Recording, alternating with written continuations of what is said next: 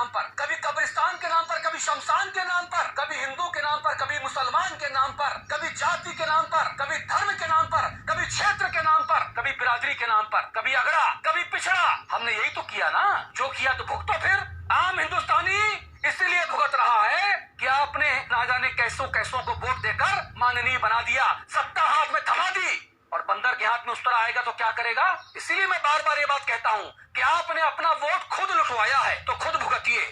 मर सड़कों पे रहा है आम आदमी।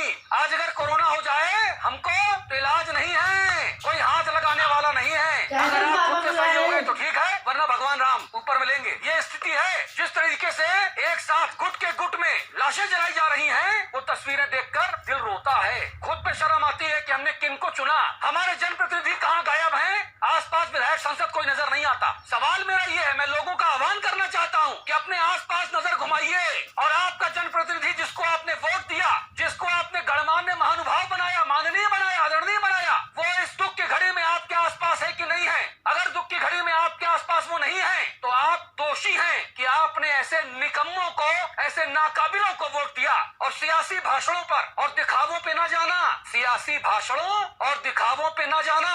अपनी और अपनों की जान खुद है बचाना। भगवान राम को याद करो। जिंदा रह गए तो कोरोना काल के बाद मुलाकात होगी, बात होगी, और अगर निकल लिए इस निकम्मे सिस्टम की मेहरबानी से तो ऊपर मिलेंगे। फिर या तो जन्नत मिलेगी, या दोजख मिलेगा, स्वर्ग मिलेगा, या नरक मिलेगा, देखा जाएगा। लेकिन आज जो हालात बने हुए हैं यहाँ जमीन पर, वो नरक से कम नहीं है। कहीं किसी का कोई मर रहा, कहीं किसी का कोई बीमार पड़ रहा, डॉक्टर है नहीं, और है तो इतना थका हुआ है कि वो मरीज अटेंड करने की स्थिति में नहीं है। और ऊपर से हमारे नेताओं को सत्ता की मलाई चाटनी है। राक्षस हो गए हैं, राक्षस जो लाशों पे खड़े होकर राजनीति करना चाहते हैं। जिन लोगों को रैली में बुलाया जा रहा है, इस बात की गारंटी नहीं है कि वो 3, 4, 5 दिन बाद जिंदा रहेंगे, नहीं रहेंगे। अगर बच गए तो भगवान राम की कृपा, और मर गए तो इंतजाम तो पूरा नेताओं ने कर ही दिया है। और चुनाव आयोग हमारा अंधा है, बेशर्म चुनाव आयोग। अगर मेरे ऊपर मुकदमा होता और जेल जाने को तैयार।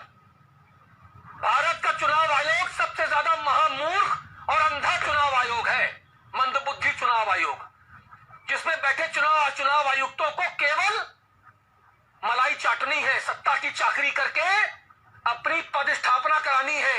आज यहां है, कल किसी और पद पे बैठेंगे, बुढ़ापा ठीक से कटेगा। शर्म आनी चाहिए चुनाव आयुक्तों को हमारे भारत देश के कि वो आम लोगों को कोरोना के मुंह में ढकेल रहे हैं चुनाव के नाम पे। अरे क्या बिगड़ जाएगा अगर 6-8 महीना और राष्ट्रपति शासन या राज्यपाल शासन लगा रह जाएगा तो क्या तूफान आ जाएगा। अगर 2, 4, 5 सीटों पर विधायक या पंचायत सदस्य नहीं चुने जाएंगे तो क्या तूफान आ जाएगा, पहाड़ गिर जाएगा, क्या सुनामी आ जाएगी क्या। लेकिन इस भीड़ जुटाने वाली स्थिति से कोरोना का संक्रमण और ज्यादा बेकाबू होकर फैलेगा। हाहाकार मचा है भारत देश में, और नेताओं को हमारे शर्म आती है। 140-145 करोड़ के भारत में कोई भी ऐसा मर्द नेता नहीं है जो खड़े होकर मंच से कहे कि नेतागिरी बाद में, लोगों की जिंदगी बचाने का काम पहले। कोई मुख्यमंत्री, कोई प्रधानमंत्री क्यों नहीं बोलता कि रैली में मेरी मत आओ, मोबाइल पे आपका मेरा भाषण मिलेगा आपको, मैं वर्चुअल भाषण करूंगा, आप लोग अपने घरों में रहिए, मेरा भाषण सुनिए, रैली पे मत आइएगा। मतदान करने का समय बढ़ा दीजिए, सुबह 6 से रात के 10 कर दीजिए, लंबी लंबी कतारें मत लगने दीजिए, आराम से लोग आए, वोट डालें, अपने घर जाएं, सत्ता भी मिल जाएगी और लोगों की जिंदगी भी बची रह जाएगी। लेकिन शर्म आती है मुझे अपने बेशर्म नेताओं पर। ऐसे हैं हमारे भारत के जनप्रतिनिधि जिन्हें वोट देकर हम चुनते हैं, जिन्हें हमारी जिंदगियों का कोई भी मोल नहीं है। आपको मरना हो तो मरते रहिए, साहब तो बैठे हैं मौज में। बहुत बढ़िया, एक और एपिसोड खत्म हो गया। आगे और कितने एपिसोड खत्म होंगे मुझे नहीं पता। हमारे नेताओं की बेशर्मी कब खत्म होगी मुझे इसका इंतजार है। बहुत बहुत धन्यवाद, नमस्कार। जो कहूंगा सच कहूंगा।